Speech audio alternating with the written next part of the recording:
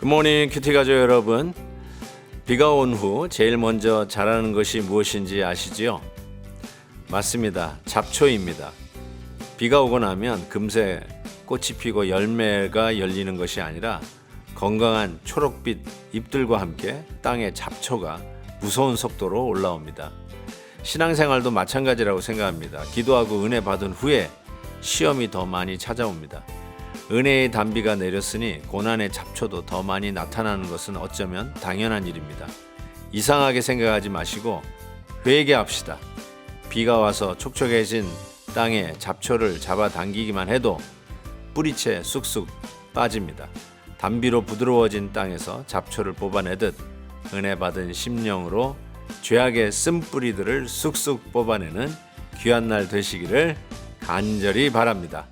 오늘 우리에게 주시는 말씀은 마태복음 5장 21절에서 32절 말씀입니다. 다 함께 찬송가 206장 오랫동안 모든 죄 가운데 빠져 2절을 부르시겠습니다. 주의 보혈로서 정결하게 씻겨 죄악에서 떠난 몸이 되었고 세상 근심 구름 간 곳 없어지니 하나님의 빛이 영화롭도다. 주의 그 사랑 한량 없도다. 찬송할지어다 예수의 복로. 주의 그 사랑 한량 없도다. 찬송할지어다 예수의 복로. 옛 사람에게 말한 바 살인하지 말라. 누구든지 살인하면 심판을 받게 되리라 하였다는 것을 너희가 들었으나 나는 너희에게 이르노니 형제에게 노하는 자마다 심판을 받게 되고 형제를 대하여 나가라 하는 자는 공회에 잡혀가게 되고 미련한 놈이라 하는 자는 지옥불에 들어가게 되리라. 그러므로 예물을 제단에 드리려다가 거기서 내 형제에게 원망 들을 만한 일이 있는 것이 생각나거든 예물을 제단 앞에 두고 먼저 가서 형제와 화목하고 그 후에 와서 예물을 드리라. 너를 고발하는 자와 함께 길에 있을 때에 급히 사화하라. 그 고발하는 자가 너를 재판관에게 내어주고 재판관이 옥리에게 내어주어 옥에 가둘까 염려하라. 진실로 내게 이르노니 내가 한 푼이라도 남김이 없이 다 갚기 전에는 결코 거기서 나오지 못하리라. 또 간음하지 말라 하였다는 것을 너희가 들었으나 나는 너희에게 이르노니 음욕을 품고 여자를 보는 자마다 마음에 이미 간음하였느니라. 만일 내 오른눈이 너로 실족하게 하거든 빼어내버리라. 내 백체 중 하나가 없어지고 온몸이 지옥에 던져지지 않는 것이 유익하며 또한 만일 내 오른손이 너로 실족하게 하거든 찍어내버리라. 내 백체 중 하나가 없어지고 온몸이 지옥에 던져지지 않는 것이 유익하니라. 또 일러스되 누구든지 아내를 버리려거든 이혼 증서를 줄 것이라 하였으나 나는 너희에게 이르노니 누구든지 음행한 이유 없이 아내를 버리면 이는 그로 간음하게 함이요 또 누구든지 버림받은 여자에게 장가드는 자도 간음함이니라. 예수님은 이 산상설교에서 십계명의 그 재해석을 한다고 할까요?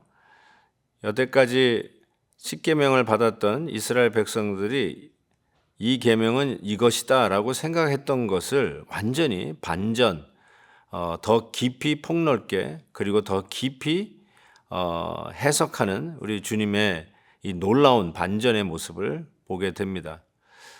하나님의 말씀 십계명에 살인하지 말라라고 명했죠. 그런데 이것을 단순히 육체적인 사망, 이게 사람을 칼로 또 폭력으로 죽이는 그런 살인만을 생각했는데 오늘 예수님께서는 그 적용을 단순히 사람을 뭐 무기로 흉기로 죽이는 그것을 이야기하는 것뿐만 아니라 형제를 향해서 마음으로 욕을 하고 또 형제를 무시하는 것, 그것도 역시 형제를 살인하는 것이다라고 말씀하고 있습니다. 라가라 하는 자는 이미 살인죄를 지었다. 이 라가라는 말이 정확하게 요즘 이야기할 때 you foolish 혹은 you stupid, 어쩌면 이 정제되지 않은 청소년들이 이런 단어를 친구들에게 얼마나 많이 씁니까? 화가 나서 그냥 툭 뱉는 말, 뭐 그런 욕들도 가만히 생각해 보면 주위 형제들, 친구들을 향한 저주 아닙니까? 그 저주의 말을 내뱉는 것도 결국은 살인죄다라고 예수님께서는 언도를 내리는 것입니다. 그만큼 우리들이 꼭 칼로 흉기로 사람을 죽이는 게 아니라 우리의 입술의 말로 사람을 죽일 때가 얼마나 많이 있습니까? 그 말을 잊지 못해서 지난 10년, 20년 동안 아직도 마음의 문을 닫고 사는 사람은 없습니까? 나도 다쳤던 것이 무엇인가 생각해 볼 때 그 나를 비하하고 욕했던 그 사람의 말 때문에 지금도 마음이 아픈 거 아닙니까? 그래서 자연스럽게 그 다음 말씀은 예수님께서 예배에 대해서 말을 하면서 예배 드리려고 하는데 내가 형제의 마음을 아프게 한 사람이 생각나거든 가서 먼저 화목하고 오라라고 하는 말씀을 전해 주십니다. 이 말씀을 오해하셔서는 안 됩니다. 화목하는 게 예배보다 먼저고 예배보다 화목이 더 중요하다. 그런 경중을 가리기 위해서 주님께서 주시는 말씀이 아닙니다.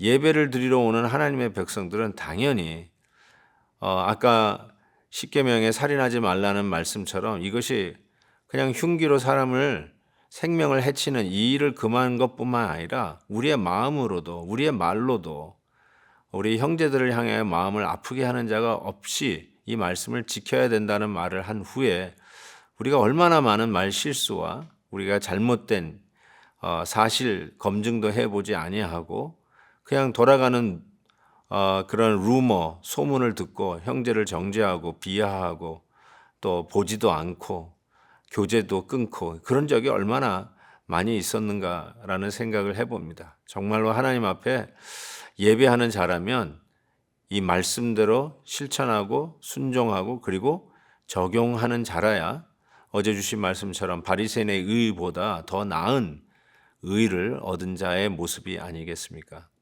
이어서 십계명에 간음하지 말라 제7계명이죠.